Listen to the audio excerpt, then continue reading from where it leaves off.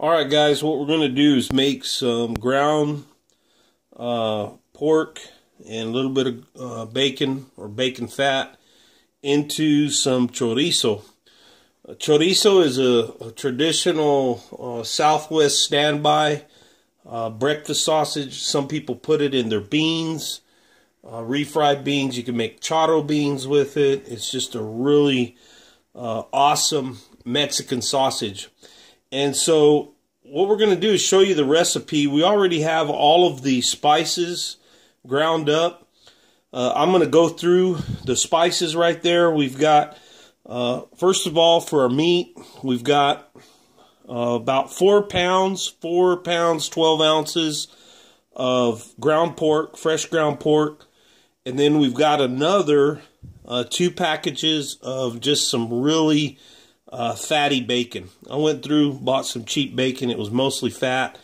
Ground that up. So we've got about 24 ounces of ground bacon, 4 pounds, 4.75. It's actually 4 pounds, 12 ounces of ground pork. And then we've got some spices. The recipe per pound, calls for 5 cloves of garlic minced up, 2 tablespoons of ancho chili powder, 1 tablespoon of sweet paprika, a teaspoon of smoked paprika, 1 1/4 teaspoons of salt, 2 teaspoons of dried Mexican oregano, a 1/2 teaspoon of freshly ground black pepper, 1/2 teaspoon of ground cumin, 1/2 teaspoon of ground coriander, a 1/4 teaspoon ground cinnamon, and a 1/4 teaspoon ground cloves, and then 4 tablespoons of cider vinegar.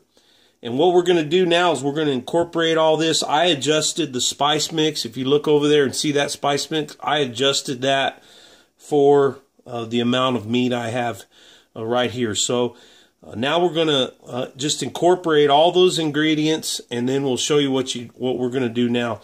Again, ideally, you want to have a meat mixer. I don't have one yet.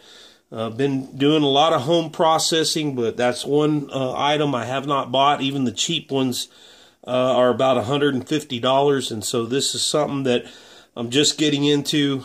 So I plan on buying one of those in the future, but if you don't, just a big pan or a big foil pan, mix all those ingredients up in there. Incorporate everything real thoroughly before you go to stuff your casings. So now I'm just going to throw everything in, kind of spread it out a little bit, because that's going to save you from getting it all clumped up. This is our minced garlic. I actually ended up with all the pounds of pork to be about 30 cloves of garlic. So that's quite a bit of garlic in there. We want all that goodness in there. Garlic's good for you. It's really good. It's going to add a lot of flavor to this chorizo, this breakfast sausage. And then our spices. Probably your most expensive thing for this, next to the pork. Or this is wild hog, so it was, believe it or not, even though it was running free, it's kind of expensive to go after it and end up getting it. So we're just going to throw all this in there. Mix it up. I'm going to just kind of try to evenly distribute it before we start mixing. A lot of different spices. Some people, their mixtures are really basic. This mixture is a little complex, but I know it's a traditional chorizo mixture. Chorizo sausage is just excellent in the morning. You throw some chorizo on a cast iron pan and fry it up, get it kind of crispy, get some of that oil out of there. This is going to be a real lean chorizo. And then mix it up with scrambled eggs. Make some fine breakfast tacos with chorizo sausage. It's just really delicious. And so we're going to have about 6 pounds here of homemade, fresh chorizo. Okay, so we got that. Just going to start incorporating this. We've got our vinegar in there for some moisture.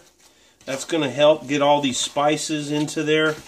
Moisture the vinegar is also kind of like a preservative for this, since we're not using a cure. Get that well incorporated into that bacon fat and that ground hog. Get all this really nice and mixed up. And then we're going to actually put this in some more hog casings. You can actually, there's my fork I use to mix those spices. You can actually just make loaves of this and put it in saran wrap. But I'm going to try to go for a long-term storage on some of this. We're not going to use it right away, but it'll be used within a few months. So I'm going to go ahead and try to put it in some hog casings and have some chorizo links. Again, there's just all sorts of stuff you can do with chorizo. Sometimes people will put it in steak with their steak tacos, kind of a mixture. You talk about onions and chorizo and steak and aguacate or guacamole. Really some good eating. So I've been living here in the Southwest for probably almost 20 years, and just some of the recipes they have here local are just absolutely delicious. So this is one of them, and that's why I'm making my own homemade chorizo sausage.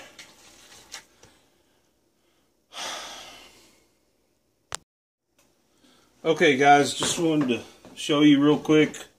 We got that hog casing on here. You soak these and get your tube real wet, and then you just kind of slide it on. Not really hard. You just got to find the opening of that and then kind of work it. And then we're ready to start stuffing. So we're just going to take our chorizo mix and throw some down in here. Some people want to try to make this difficult, but it's really a simple process if you have the right tools, right recipe and ingredients. I'm under the impression we've been eating some of this wild hog that my son harvested. It was a 196-pound boar. We took our time processing it, so it was really clean. Didn't have a lot of hair on the meat or anything. We really took a lot of care. And we've eaten some of it, some brats, some Italian sausage that we made, and it is really good. Delicious stuff. So I think there's a lot of hogs out there going to waste, especially in Texas. I know there's so many of them that a lot of people just, they're a nuisance. They want to get rid of them, but at the same time, I think there's probably a lot that are going to waste again. So, but anyway, we're ready to make our chorizo. So we just get this, if I can get it on there, get this down on here, and we start clamping away. I'm going to move this over here a little bit so you guys can see them coming out. Space is something that is valuable that I don't have in this little kitchen, but we'll make do. We will make do. Now there comes some air. You're going to get a little bit of air. And there comes our sausage. So once that starts to flow, I can get that on there. We're just going to guide that in. Whoops. And we're going to stop right there. We got sausage coming out our casing. So what we need to do, no worries, but what we need to do is do a little twist on here so that we can get our stuffing right. And with chorizo, you're going to do some little links. The links are not real big when you make chorizo sausage. A little bit of this stuff goes a long way. So once you start to twist these up, you're not going to want real long links like bratwurst or Italian sausage. You're going to want smaller links sausage because, like I said, a little bit goes a long way. You just need a little bit in your eggs, or you just need a little bit of this stuff in your beans because it's very flavorful. It's got a lot of flavor. So Got our sausage going on now. I'm not going to make these real big. There's some moisture in there from that vinegar. I can hear it, I can see it, but once we get this cut and taken off, whoops, we'll be able to get rid of that. So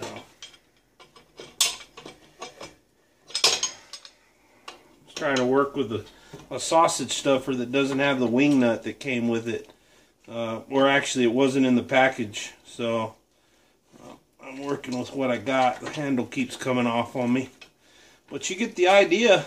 It's really not complicated.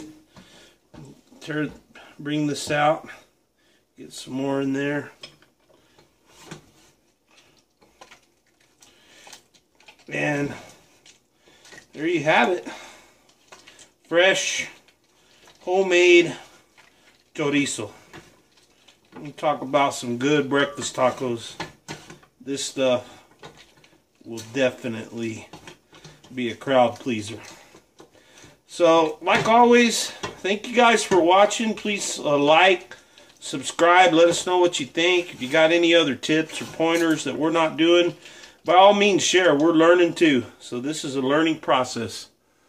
So, thanks again for watching. We'll talk to you later.